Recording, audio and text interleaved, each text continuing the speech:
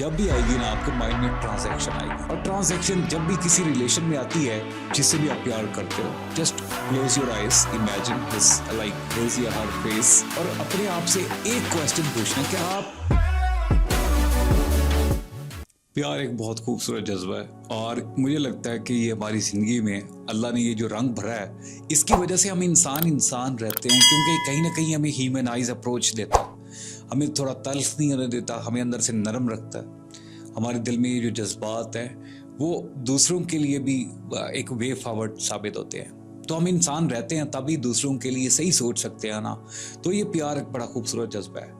अब माँ बाप के साथ एक नेचुरल सी बात है, बॉन्डिंग होती है, बहन भाइयों से भी डेफिनेटली होती है, खून का रिश्ता है, बच्चों से भी होती है। कुछ ऐसे रिश्ते होते हैं जिनको हम समझते हैं कि हाँ इनके साथ हम लॉन्ग टर्म चल पाएंगे। स्पेशली लाइफ पार्टनर की बात कर रहा हूँ, जिनसे हम चाहते हैं कि यार एक जिंदगी में एक रिश्ता बनाना है, लेकिन वो ऐसा होना चाहिए जिससे मैं भरपूर प्यार करता हूँ। मैं चलेगा आज छोटा सा टेस्ट करते हैं। आई एम जस्ट होपिंग कि आपकी जिंदगी में कोई एक ऐसा रिश्ता है जिसमें आप क्लेम करते हैं कि आप इससे बहुत जी तोड़ मोहब्बत करते हैं, और आप ये भी सोचते हैं कि हाँ ये इंशाल्लाह कोशिश पूरी करूंगा कि इसी में इसको कन्विंस करके इसके साथ ज़िंदगी गुजारने का फैसला भी करना है। कहीं ना कहीं वो भी आपके साथ सिचुएशन में इन्वॉल्व है और आप प्यार की पींगें झूल रहे हैं। So the point is, love test ही है। अगर मैं आपसे ये पूछूं, अभी इसी में ही आपको क्लियर कर दूंगा कि आप इस रिश्ते में आप वाकई आपकी तरफ से जेन्युइनली लव है या ये एक फेक फीलिंग है, इन्फैचुएशन है, अट्रैक्शन है, या कुछ और है, ठीक है, या लस्ट है, या जेन्युइनली आप प्यार करते हो। तो आपसे एक सिचुएशन आपको दे रहा हूं मैं। If I am asking you the straight way कि आप उसको जिससे भी आप प्यार करते हो, just close your eyes, imagine his like his या हर फेस, और अपने आप से एक क्वेश्चन पूछना है कि आप जब भी इसकी शक्ल सामने आती है तो लाइक आपको माइंड में अगर मैं पूछूं कि हाँ किस बेस पे उससे प्यार करते हो, वजह क्या थी,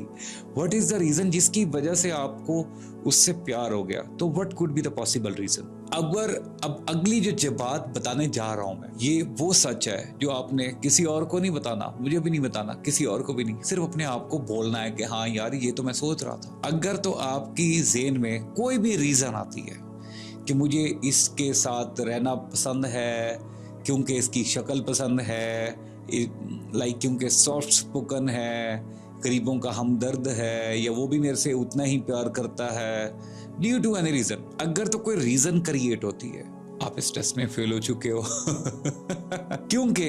रीजन जब भी आएगी ना आपके माइंड में ट्रांजैक्शन आएगी, और ट्रांजैक्शन जब भी किसी रिलेशन में आती है, वो रिलेशन में अल्टीमेटली शायद आपको कॉन्शियसली पता ना हो, लेकिन सबकॉन्शियसली उसमें प्लस माइनस हो रहा होता है, उसमें लेन देन में गिव एंड टेक में चीजें कहीं ना कहीं नापी तोली जा रही होती हैं, और प्यार में तो ये सब चीजें नहीं होती। लेकिन अगर आपको कोई शख्स इसलिए पसंद है कि यार पता नहीं क्यों मुझे इससे बात करना, आई एम नॉट श्योर यार, पता नहीं क्यों अच्छा लगता है, जो बाकियों के साथ फील नहीं होता इसके साथ होता है, लेकिन मुझे इसकी रीजन भी पता नहीं है, कोई लॉजिकल रीजनिंग नहीं दे पा रहे अपने आप को। Congratulations, I think you landed at the very right place.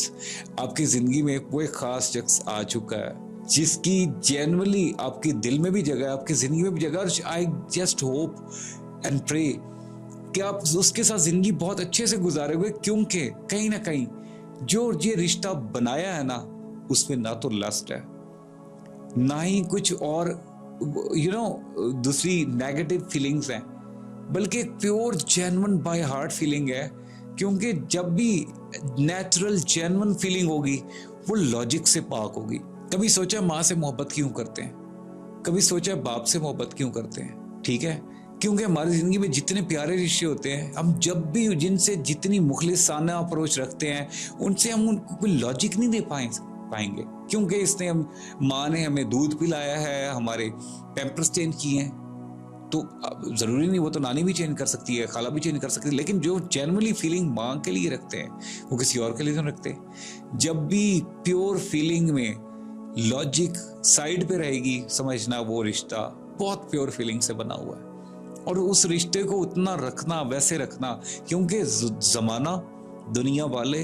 लोग हमें सम टाइम कैलकुलेटेड बना देते हैं और फिर हम उस रिश्ते को नापना तोलना स्टार्ट कर देते हैं। उस रिश्तों को ड्यू टू एनी रीजन हम वो करना स्टार्ट कर देते हैं और यहीं पे वो प्रॉब्लम आना स्टार्ट हो जाती है, क्योंकि हम फिर ट्रांजैक्शन आ जाती है, गिव एंड टेक आ जाता है। उसने क्या किया, वो तुम्हारे लिए क्या कर रहा है, तुम उसके लिए क्या कर रहे हो, उसने क्या दिया, तुमने क्या दिया। ठीक है, ये जब गिव एंड टेक आएगा तो फिर माइंड में क्वेश्चन उठेंगे, जब माइंड में क्वेश्चन उठेंगे तो फिर बहुत सी चीजें खराब होंगी। सो अगर तो इस लव टेस्ट में एक ऐसी फीलिंग जिसका तुम्हें खुद भी पता नहीं है लेकिन बस है, you are like you can't name and like that particular feeling to some specific sort of like way कि हाँ यार मैं इसको नाम नहीं दे पा रहा, लेकिन पता नहीं यार ये बड़ी, उसके लिए मैं बहुत आउट ऑफ द वे जाके फील करता हूं। तुम सही ट्रैक पे हो, लेकिन अगर तुम्हारे दिल में किसी भी किस्म की कोई रीजन क्रिएट हो रही है, अपना टाइम वेस्ट ना करो, क्योंकि आगे जाके ये चीजें तुम्हें हर्ट करेंगी।